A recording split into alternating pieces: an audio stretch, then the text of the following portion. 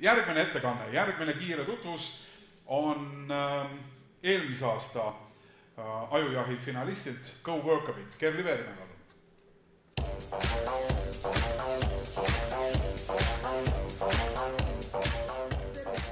Kas te olete olnud viimasel ajal sellises situatsioonis, et appi mul on vaja kiiresti lisatöötajaid, kuna töömaht lihtsalt kasvab üle pea?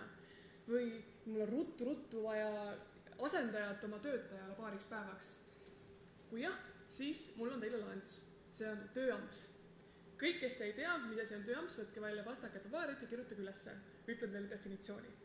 Tööamps on kuni 140-tunnine lühikene tööots, mille tegemiseks ei ole vaja väga palju erialasi kogemusi, vaid teotaat, särasilmsust ja motiveeritust. Ja muide, need 1-2-päevased tööampsud on need kõige paremad. Ja kui te suudate jagada enda tööampsudeks, siis ma võin öelda, et teie töö saab tehtud. Ja viimase 6 kuu jooksul olen kohanud ligi 21 000 inimest Eestis, kelle elu on just need tööampsud palju maitsemaks muutnud. Aitäh! Aitäh, Kerli! Ilma kella nägemata täpselt minut.